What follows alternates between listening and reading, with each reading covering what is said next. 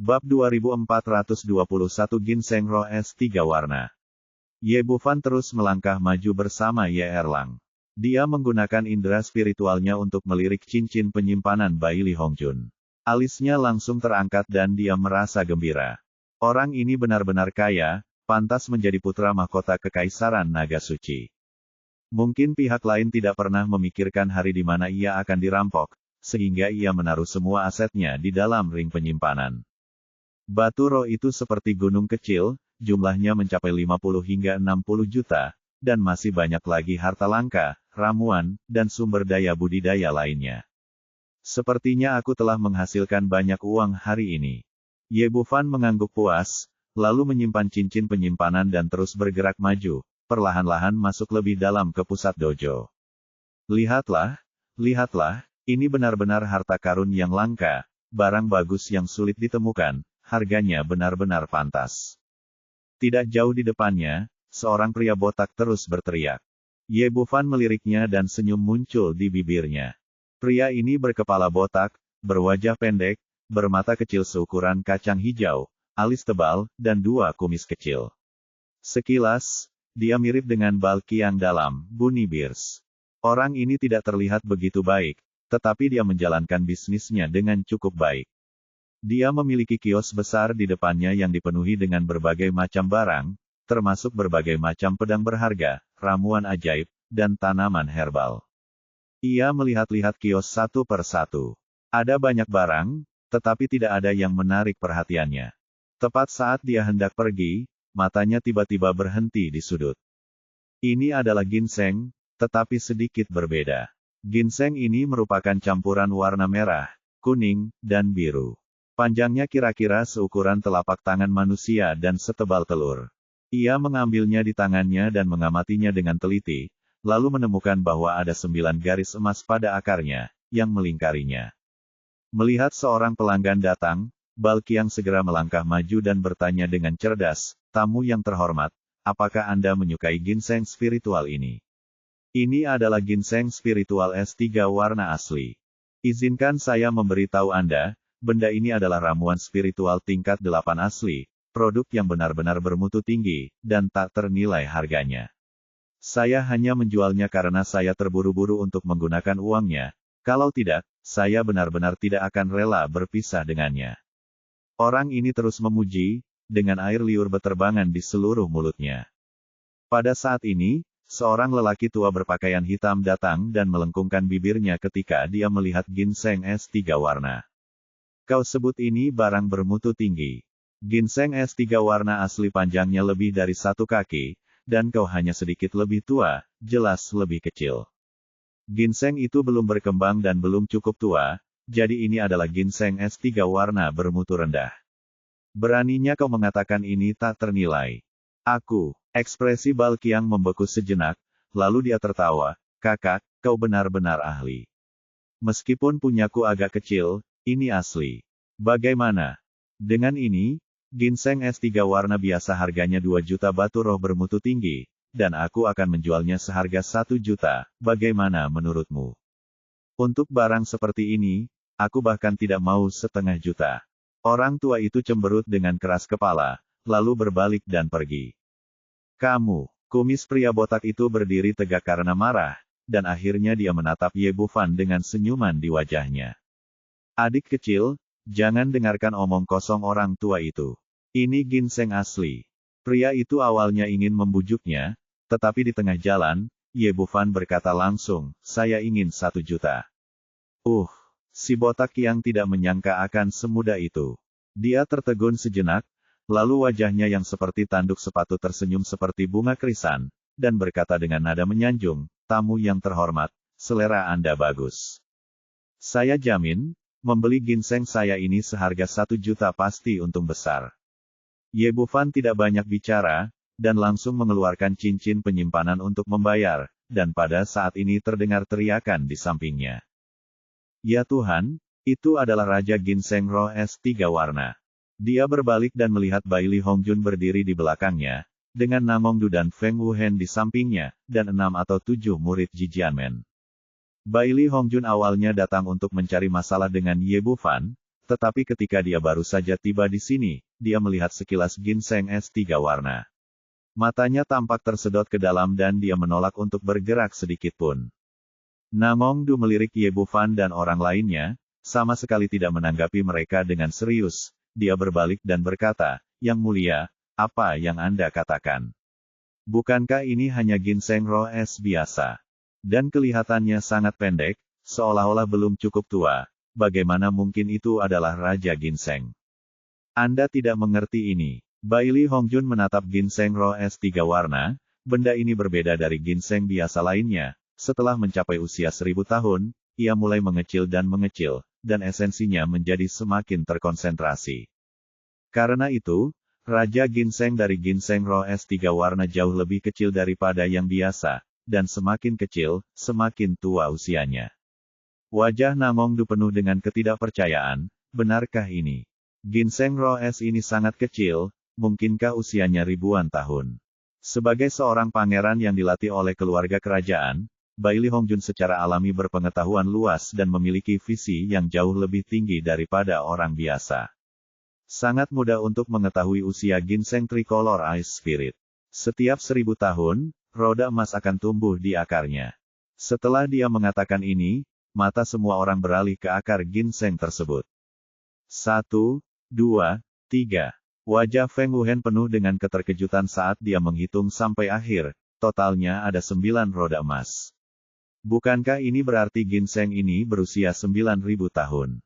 Setelah kedua orang itu selesai berbicara, semua orang di sekitar mereka tercengang. Termasuk mata Balqiang yang terbuka lebar dan hampir keluar dari rongganya. Dia tidak pernah menyangka bahwa dia memiliki ginseng S3 warna di tangannya. Dia hanya seorang pedagang biasa dan tidak tahu bahwa ada ginseng S3 warna atau Raja Ginseng. Setelah terkejut, Namongdu bertanya, "Yang mulia, benda ini kelas berapa? Berapa harganya?"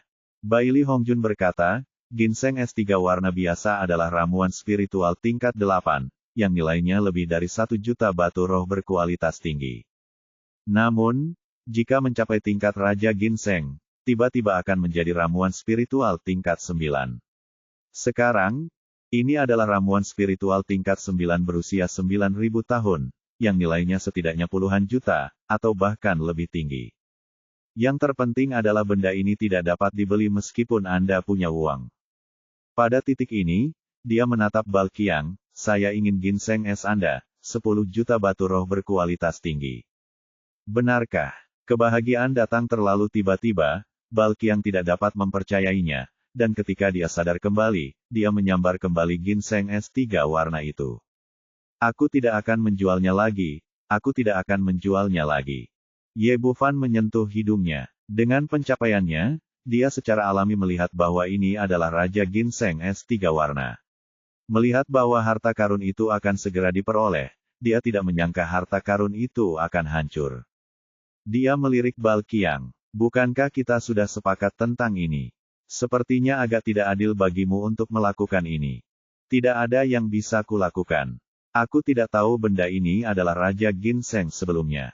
Senyum Balqiang dipenuhi dengan kelicikan seorang pengusaha. Pemuda ini baru saja mengatakan bahwa dia menawarkan 10 juta. "Jika kamu masih menginginkannya, kamu tinggal menaikkan harganya. Dalam bisnis, penawar tertinggi selalu menang." Ye Bufan berkata, "Jangan dengarkan omong kosongnya. Apakah dia punya uang? Mengapa saya tidak punya uang?" Baili Hongjun berhenti berbicara di tengah jalan. Dia benar-benar tidak punya uang sekarang, karena semuanya baru saja dirampok. Bab 2422, Tukarkan anak untukmu. Melihatnya seperti ini, ekspresi Balqiang tiba-tiba berubah. Mungkinkah orang ini benar-benar tidak punya uang? Namongdu tentu tahu apa yang sedang terjadi dan mendengus dingin, "Bukankah hanya 10 juta? Aku punya di sini." Wajah licik Balqiang segera dipenuhi dengan senyuman lagi, dan dia hendak menyerahkan ginseng S3 warna di tangannya. Ye Bufan buru-buru memanggilnya, "Tunggu sebentar, aku bisa menawar dengan harga lebih tinggi." "Benarkah? Berapa yang bisa kau tawarkan?" Mata kecil Balqiang penuh dengan kegembiraan. Tampaknya dia akan menghasilkan banyak uang hari ini. Apakah kau membandingkan uangmu dengan uangku? Namongdu juga menyukai Raja Ginseng S3 warna. Dia tidak tahu berapa banyak yang baru saja dirampok Ye Bufan dari Bailey Hongjun, jadi dia berteriak dengan percaya diri, tidak peduli berapa banyak uang yang kau tawarkan, aku punya 1 juta lebih banyak darimu. Melihat kedua orang itu berkelahi, Balqiang tidak bisa berhenti tertawa. Tamu yang terhormat, silakan lihat berapa harga yang dapat Anda tawarkan. Saya selalu ketat dengan peraturan di sini. Penawar tertinggi menang. Saya akan menjualnya kepada siapapun yang menawar paling tinggi. Yang lain juga melihat ke sekeliling, bertanya-tanya berapa harga yang dapat ia tawarkan pada akhirnya. Ye Bufan tersenyum tipis, aku tidak punya uang, tapi aku bisa menukar anakku denganmu. Setelah dia mengatakan ini, semua orang yang hadir menjadi bingung. Apa yang sedang terjadi? Ini pertama kalinya saya melihat seseorang membeli sesuatu sebagai ganti putranya. Namongdu dan yang lainnya tertawa meremehkan. Mereka mengira dia kaya, tetapi ternyata dia adalah orang miskin yang bahkan menjual putranya sendiri. Ekspresi wajah Balqiang berubah, tamu yang terhormat, apakah Anda bercanda? Ye Bufan berkata dengan tenang, tentu saja saya tidak bercanda, saya serius. Wajah Balqiang menjadi gelap sepenuhnya, lupakan soal tidak punya uang, apa gunanya putra Anda? Benar, Anda tidak punya uang, tetapi Anda masih membeli Raja Ginseng S, dan Anda bahkan mempertaruhkan putra Anda sendiri. Setelah bertahun-tahun, ini pertama kalinya saya melihat seseorang menukar putranya dengan ramuan spiritual. Ini membuka mata. Apakah orang ini gila karena kemiskinan? Dia bahkan ingin menjual putranya. Orang-orang di sekitar berbicara, mata mereka penuh dengan penghinaan. Ye Bufan masih ceria, aku tidak berbicara tentang anakku, aku berbicara tentang menukar anakmu denganmu. Kerumunan itu meledak lagi. Apa yang sedang terjadi? Apakah orang ini menculik anak seseorang? Si botak yang benar-benar kesal kali ini dan berteriak dengan marah, omong kosong, aku sama sekali tidak punya anak laki-laki. Orang-orang di sekitarnya kembali bingung. Jika ini bukan penculikan, apa ini? Tentu saja aku tahu. Ye Bufan tersenyum, aku tidak hanya tahu bahwa kamu tidak memiliki seorang putra, aku juga tahu mengapa. 30 tahun yang lalu, kamu terluka saat bertarung dengan seseorang. Meskipun kamu selamat, meridian kandung kemih suryamu terluka dan satu meridian terputus, mengakibatkan kemandulan selama bertahun-tahun. Si botak yang tercengang. Ini adalah rahasianya, bagaimana pihak lain mengetahuinya. Ia benar-benar tidak memiliki seorang putra.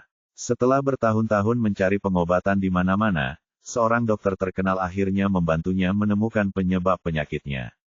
Ia mengatakan bahwa salah satu cabang meridian kandung kemih matahari telah putus, yang menyebabkannya mandul, tetapi pihak lain tidak memiliki cara untuk meneruskannya.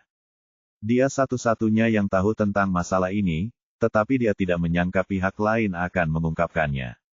Ye Bufan melanjutkan, berikan aku ginseng S3 warna ini, aku akan menyembuhkan penyakitmu, dan aku jamin kau akan melahirkan banyak anak laki-laki tahun depan.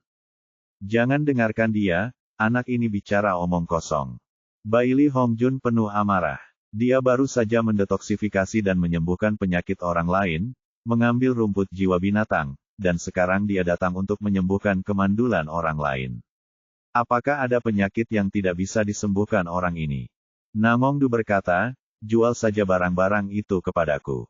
Harganya bisa dinegosiasikan. Kamu boleh menentukan harga berapapun yang kamu mau. Ye Bufan mengabaikan mereka berdua dan menatap Guang Tuqiang lagi, rongga matamu cekung dan energi internalmu melemah. Ini pertanda energi ginjalmu tidak mencukupi. Dapat dilihat bahwa di keluargamu tidak hanya ada perempuan, melainkan lebih dari satu. Karena kamu tidak punya anak, kepada siapa kamu bisa memberikan uang itu, berapapun penghasilanmu? Apakah kamu akan membiarkan wanita-wanita itu mengambil uangmu dan punya anak dengan orang lain di masa depan? Petik 2. Kata-katanya bagaikan palu berat yang menghantam titik sakit Balqiang. Kakak, bisakah kau benar-benar menyembuhkan penyakitku? Aku benar-benar menginginkan seorang putra. Ada 3 perbuatan tidak berbakti, tidak memiliki keturunan dan yang terburuk dari semuanya. Keluargaku telah menjadi keluarga yang hanya memiliki satu anak laki-laki selama 10 generasi, dan garis keturunan keluarga tidak dapat diputus dariku. Anda lihat kepala saya, dulunya rambut saya hitam, tapi semuanya rontok karena khawatir dengan hal ini. Asal kamu bisa menyembuhkan penyakitku, belum lagi ginseng S3 warna ini, aku juga akan memberimu 10 juta batu roh berkualitas tinggi. Aku tidak kekurangan uang, aku hanya ingin seorang putra. Petik 2. Di akhir pidatonya, wajahnya penuh dengan keinginan, dan bahkan air mata mengalir di matanya. Ye Bufan menggelengkan kepalanya, saya tidak menginginkan uang, berikan saja saya ginseng ini. Petik 2. Balqiang sangat keras kepala, tidak, selama kamu bisa menyembuhkan penyakitku, kamu akan menjadi dermawanku. Uang kecil ini tidak ada apa-apanya, kamu harus menerimanya. Petik 2. Orang-orang di sekitar tampak bingung, satu tidak menginginkannya, tetapi yang lain bersikeras memberikannya. Apa yang terjadi? Wajah Baili Hongjun bahkan lebih buruk. Orang-orang menghabiskan uang saat membeli barang, tetapi orang ini membeli barang tanpa membayar, dan dia benar-benar dapat menghasilkan banyak uang. Kalau begitu, aku akan mengambilnya. Petik 2. Ye Bufan tampak enggan melakukannya, yang membuat semua orang di sekitarnya merasa muak. Bisakah dia berpura-pura lebih pintar? Ekspresi Namong Du muram, jangan dengarkan orang ini, dia hanya seorang penipu, bagaimana dia bisa menyembuhkan penyakit?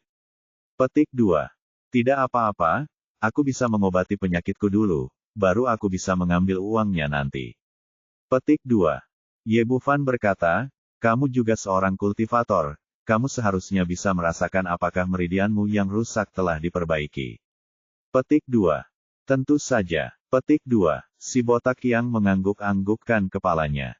Sejak dokter tua itu menunjukkan penyebab penyakitnya, dia telah menggunakan indera spiritualnya untuk memeriksa tubuhnya setiap hari. Dia sangat mengenal meridian kandung kemih surya yang rusak. Itu mudah. Ambillah ini dan itu dapat memperbaiki semua cacat di tubuhmu. Petik 2.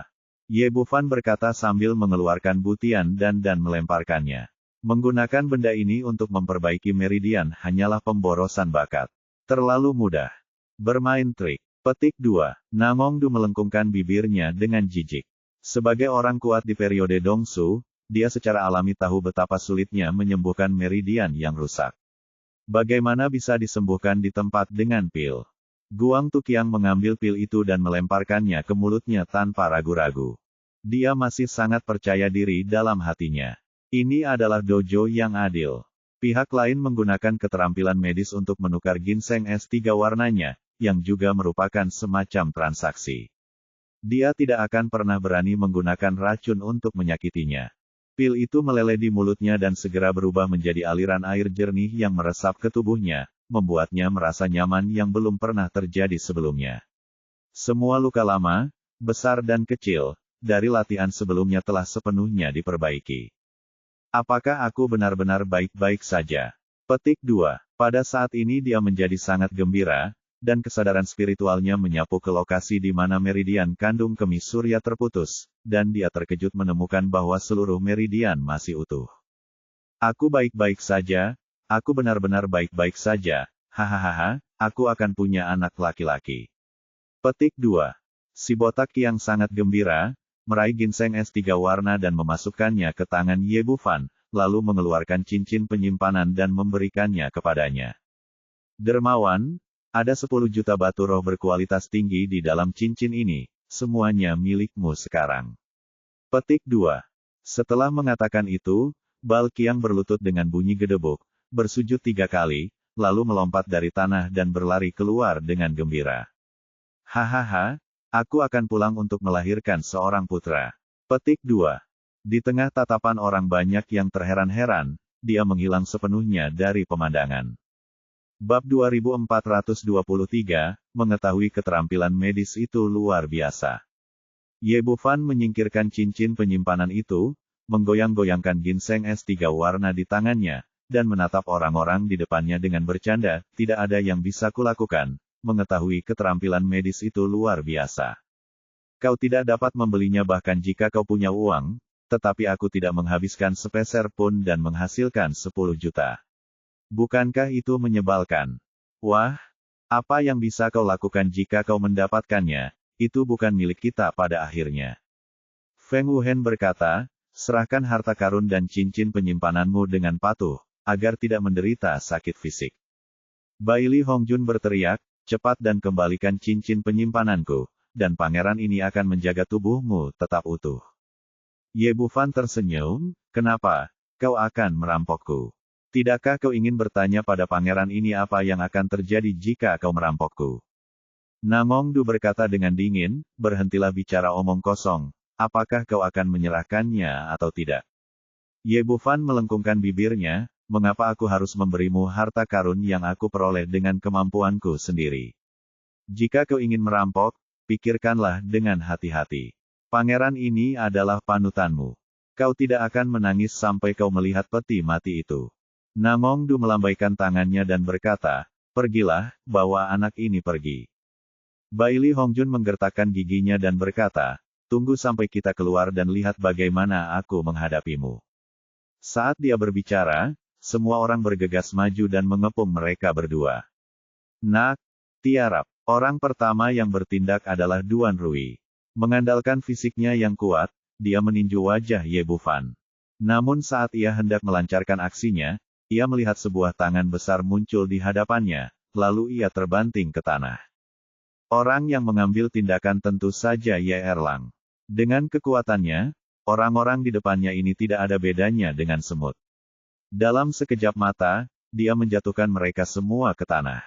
Segala sesuatunya terjadi terlalu cepat, dan Namong Du serta yang lainnya benar-benar tercengang.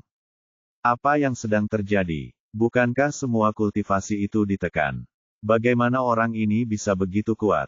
Sebelum mereka mengetahui apa yang sedang terjadi, Ye Bufan di sini sudah memulainya, merampok mereka satu persatu, mula-mula merampas cincin penyimpanan Namong Du, lalu Feng Wuhen, dan kemudian seluruh orang.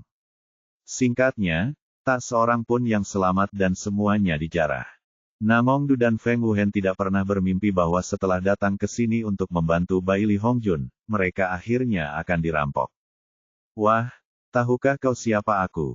Aku dari Jijianmen. Beraninya kau merampokku. Jijianmen tidak akan membiarkanmu pergi. Wah, aku dari Shen Fenggu.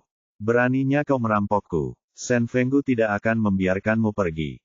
Kedua pria itu ingin melaporkan sekte mereka dalam upaya untuk saling menakut-nakuti, tetapi yang mereka dapatkan sebagai tanggapan hanyalah beberapa tamparan keras di wajah. Diam kau. Saat kau mencoba merampokku, kau harus siap dirampok. Ye Bufan menatap tajam ke arah orang-orang itu, hatinya penuh dengan rasa jijik. Orang seperti ini sangat sombong ketika merampok orang lain, namun saat mengalami kerugian, ia langsung mengungkit latar belakangnya. Bajingan, tunggu saja aku.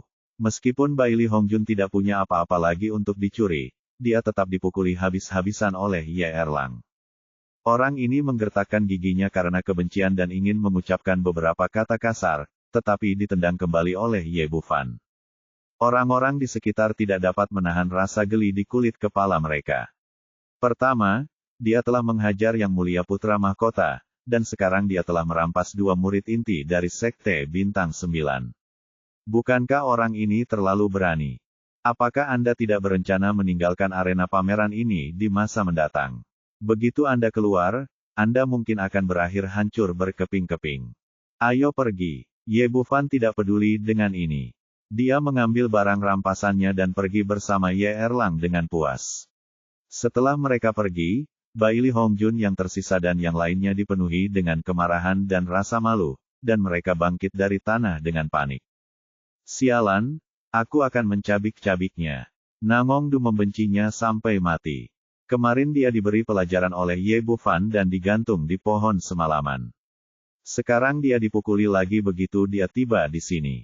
Ini membuatnya merasa sangat sedih. Feng Wuhen juga memasang wajah penuh kebencian, dari mana bajingan ini datang. Kita harus membunuhnya. Duan Rui menyeka darah dari sudut mulutnya, tapi keterampilan orang itu terlalu hebat. Kita tidak sebanding dengannya sekarang, kecuali kita memulihkan kultivasi kita sebelumnya. Aku punya cara. Bai Li Hongjun berkata dengan muram, aku punya hubungan dengan manajer kuil Tao, aku akan pergi kepadanya sekarang. Selama manajer bersedia membantu dan mengusir anak bermarga Ye itu, kita bisa melakukan apapun yang kita inginkan. Benarkah? Itu bagus. Namongdu mengepalkan tinjunya, begitu kita berada di luar dan telah memulihkan kultivasi kita, bahkan jika anak ini memiliki 100 nyawa, itu tidak akan cukup bagi kita untuk membunuh. Dengan begitu, kita tidak hanya bisa membalas dendam, tetapi harta dan batu rohnya juga akan menjadi milik kita. Yang lain juga menanggapi, mengatakan bahwa ini adalah ide yang bagus. Kalian pergilah dan awasi anak itu. Jangan biarkan dia kabur. Aku akan segera pergi dan berdiskusi dengan pengurus. Setelah Baili Hongjun membuat pengaturan, Namongdu dan yang lainnya segera mengejar ke arah yang ditinggalkan Ye Bufan, sementara dia berjalan ke arah lain untuk mencari pengurus dojo Gongping. Segera dia tiba di sebuah bangunan bambu kecil di tengah dojo, mengetuk pintu, dan masuk. Seorang lelaki tua gemuk berjubah hitam sedang duduk di ruangan itu, santai menyeruput teh. Salam, Tuan Manajer. Baili Hongjun membungkuk dan memberi hormat dengan sikap yang sangat hormat. Seperti kata pepatah, pejabat tingkat 3 ada di depan pintu Perdana Menteri. Semakin besar tuannya, semakin besar pula budaknya. Meskipun pengurus bukanlah jabatan yang tinggi, ia mendapat dukungan dari Istana Taiksu dan memiliki status yang setara dengan keluarga kerajaan Kekaisaran Naga Suci. Oleh karena itu, meskipun dia seorang pangeran, dia tetap harus bersikap sopan di hadapan orang lain. Pria tua gemuk itu bernama Pang Yuan, dan dia adalah pemimpin di antara 4 manajer Istana Taiksu. Dia meletakkan cangkir teh di tangannya, menatap Baili Hongjun, dan senyum palsu muncul di wajah gemuknya. Oh, bukankah ini yang mulia putra mahkota? Ada apa dengan wajahmu? Mengapa menjadi seperti ini? Tuan pelayan, saya mengalami beberapa masalah di sini. Baili Hongjun menceritakan secara singkat jalannya kejadian, dan akhirnya berkata dengan gigi terkatup, Tuan pelayan, saya ingin meminta bantuan Anda dan memberi anak itu pelajaran. Seseorang benar-benar berani menyerang yang mulia putra mahkota, itu benar-benar keji. Pang Yuan tercengang. Dia tidak menyangka seseorang begitu berani. Pertama, dia merampok putra mahkota Kekaisaran Naga Suci, dan kemudian merampok murid inti dari Sekte Bintang 9. Ini belum pernah terjadi sebelumnya. Namun, orang ini telah mengalami banyak badai dan sangat licik. Dia segera mendapatkan kembali senyumnya yang dulu. Yang mulia, saya harus membantu Anda mengatasi masalah ini, tetapi Anda tahu aturan Istana Taiksu. Saya hanya bertanggung jawab untuk mengelola transaksi di sini dan tidak akan campur tangan dalam perselisihan lainnya. Saya benar-benar tidak dapat membantu Anda. Baili Hongjun telah menduga reaksinya dan berkata lagi, selama pengurus bersedia membantu, saya bersedia membayar 30 juta batu roh bermutu tinggi sebagai hadiah. Bab 2424 Daluo Suanti. Pang Yuan menggelengkan kepalanya, Yang mulia, bukannya aku tidak ingin membantu, itu memang aturan sekte. 50 juta batu roh bermutu tinggi. Baili Hongjun tidak berniat menyerah, dan berkata lagi, dan dari apa yang kulihat, kedua orang itu hanyalah kultivator independen tanpa sekte. Selama pengurus mengusir mereka keluar dari kuil, aku berjanji tidak akan membiarkan mereka pergi dari sini hidup-hidup, dan aku tidak akan menyebarkan berita itu ke Istana Taiksu. Baiklah, kalau begitu aku akan membantumu. Kilatan keserakahan melintas di mata Pang Yuan, lalu dia setuju. Memang benar dia berasal dari Istana Taiksu, tetapi dia hanya murid tingkat rendah dan tidak memiliki banyak sumber daya yang dapat digunakan. Gongping Daochang menghasilkan banyak uang setiap hari, tetapi semua itu adalah milik sekte, dan dia tidak berhak menggunakan 1 sen pun. Setelah menyelesaikan tugas di sini, dia akan kembali ke sekte untuk berlatih, yang tentu saja membutuhkan batu roh, jadi jumlah sebesar 50 juta pasti merupakan godaan besar baginya. Yang paling penting adalah kalimat terakhir Baili Hongjun. Pihak lain tidak memiliki latar belakang dan tidak akan meninggalkan tempat ini hidup-hidup, jadi tidak perlu khawatir masalah ini akan terungkap. Kedua pria itu dengan cepat mencapai kesepakatan, berjalan keluar dari bangunan bambu kecil dan menuju ke dojo. Ye Bufan dan Ye Erlang terus berjalan-jalan, membeli apapun yang mereka suka. Lagi pula, Mereka baru saja menghasilkan banyak uang, jadi mereka tidak perlu khawatir tentang batu roh sama sekali. Setelah berjalan maju beberapa saat, mata Ye Bufan melirik ke sebuah kios. Di kios itu ada sebuah batu seukuran bola basket. Batu itu berwarna hitam pekat dan meskipun tidak besar, batu itu membuat orang merasa seperti gunung yang berat. Matanya berbinar karena terkejut. Ini adalah Daluo Suanti. Benda ini jelas merupakan material terbaik untuk peralatan pemurnian. Apapun yang Anda perbaiki, menambahkannya sedikit saja dapat meningkatkan kualitas secara signifikan. Terlebih lagi, benda ini sangat langka, dan benda sebesar itu sangat langka. Jika mereka membawanya kembali, itu akan cukup untuk membantu Lu Sueman, Hu Yaoyao dan yang lainnya meningkatkan pedang di tangan mereka ke tingkat senjata spiritual kelas atas. Saya merasa sedikit bingung mengapa barang sebagus itu belum ada yang membeli, tetapi saya tidak peduli dan berlalu begitu saja. Dia mengulurkan tangan dan menyentuh potongan besi Daluo Suan, dan segera merasakan beratnya yang seperti gunung di antara jari-jarinya. Itu memang tidak palsu sama sekali. Pemilik kios itu adalah seorang pria parubaya. Ye Bufan menatapnya dan berkata, "Bos, berapa harga jual besi hitam ini?"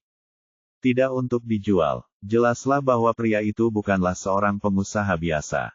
Tidak ada senyum di wajahnya dan nadanya sangat kaku.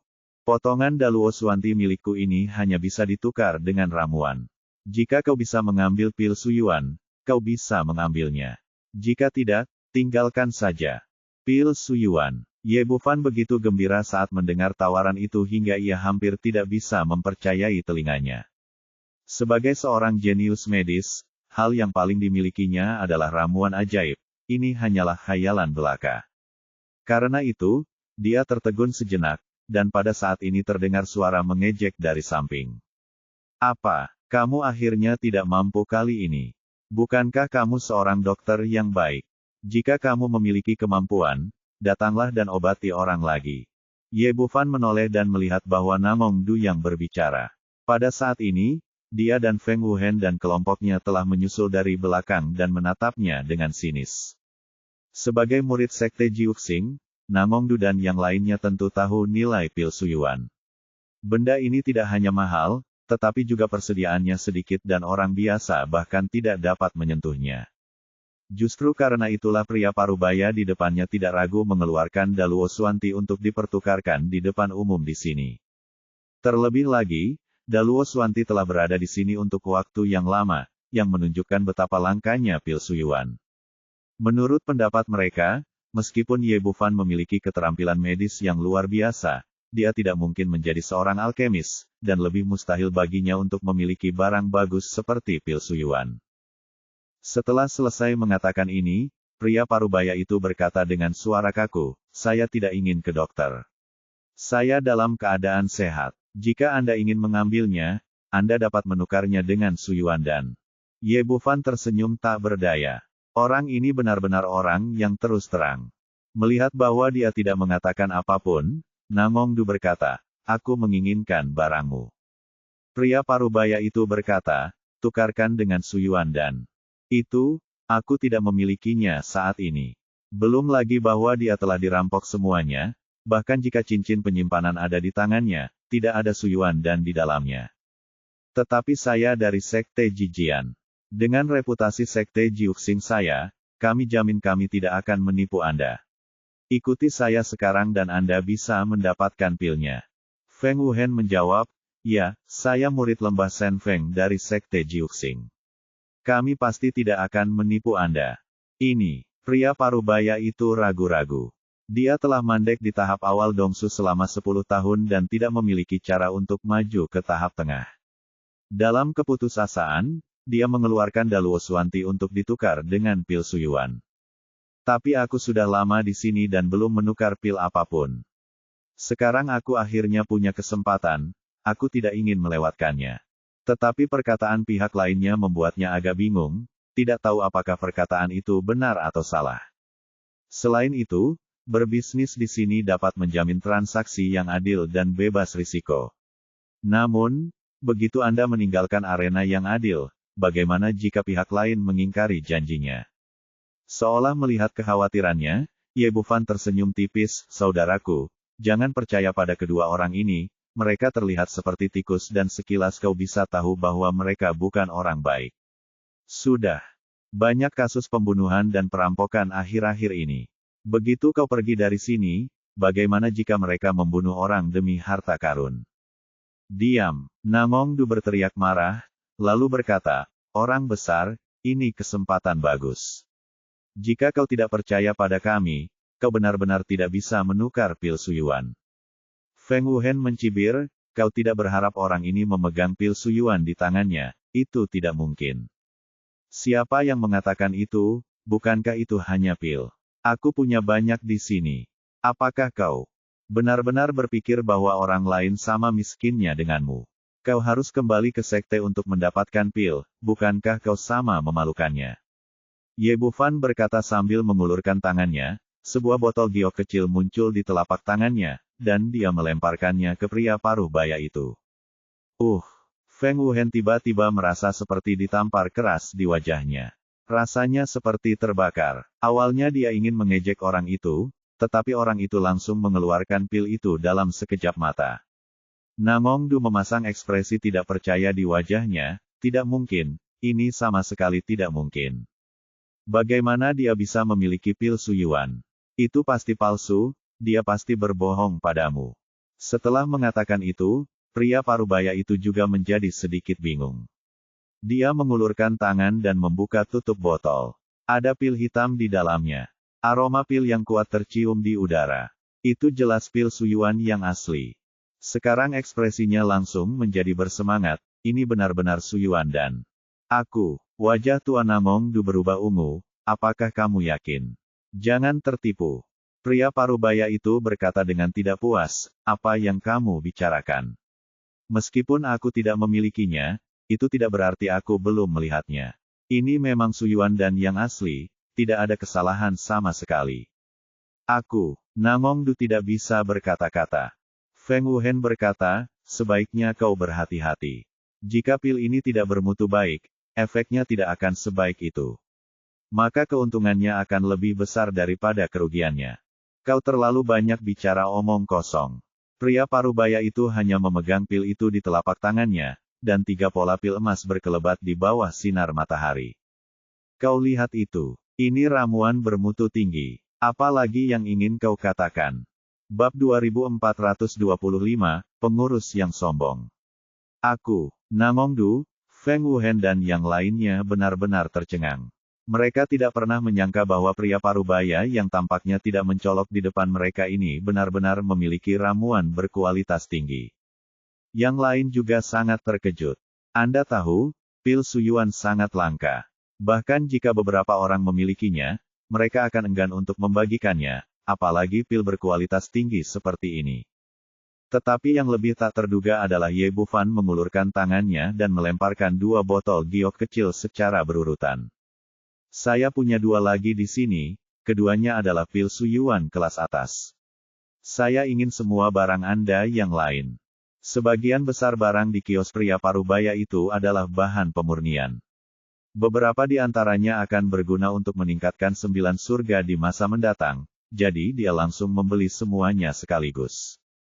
Ini, pria parubaya itu menatap ketiga pil di tangannya dengan ekspresi bingung di wajahnya.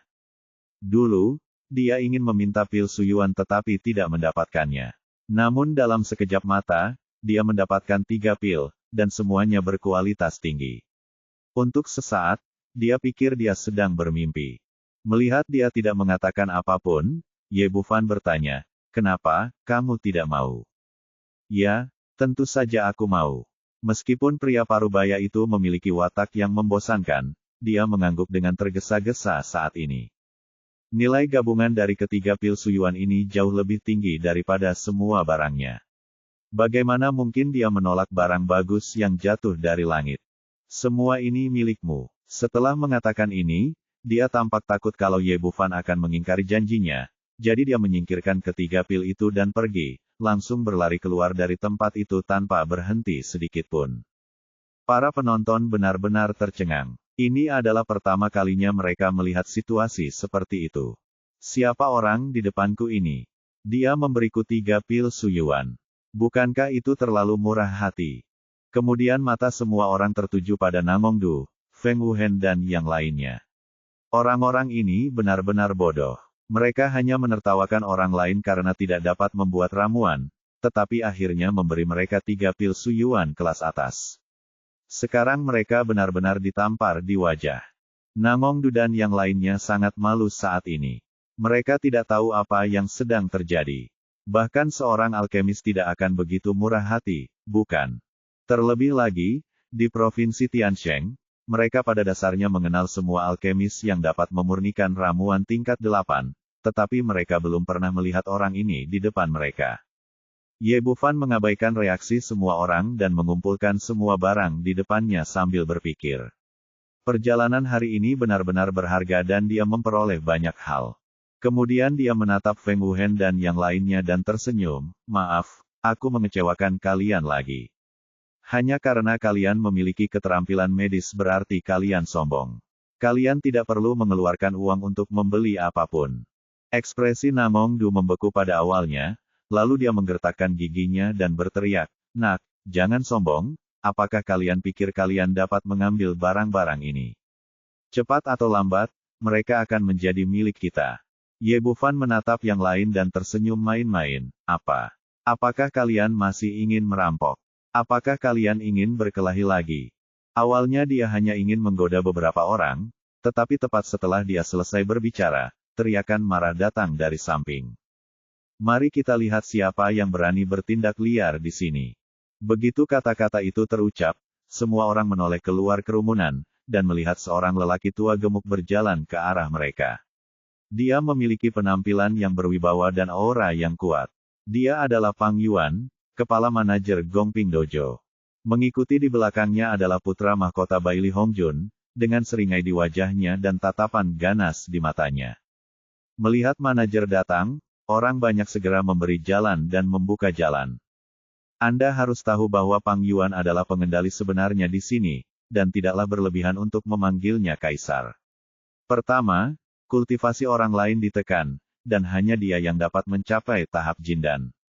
Hal lain yang lebih penting adalah dia memiliki istana Taiksu di belakangnya. Siapa yang berani memprovokasi dia dengan identitas dan latar belakangnya ini? Melihat lelaki tua itu datang, Ye Bufan sedikit mengernyit dan merasakan firasat buruk di hatinya. Si Men Feng telah menjelaskannya dengan sangat jelas sebelumnya, dan saya baru mengetahuinya setelah tiba di sini. Biasanya, pengurus tidak akan ikut campur dalam perselisihan di antara mereka, tetapi sekarang situasinya tampaknya telah berubah. Fakta bahwa Baili Hongjun mampu memindahkan orang tua ini ke sini berarti ada hubungan atau transaksi di antara mereka.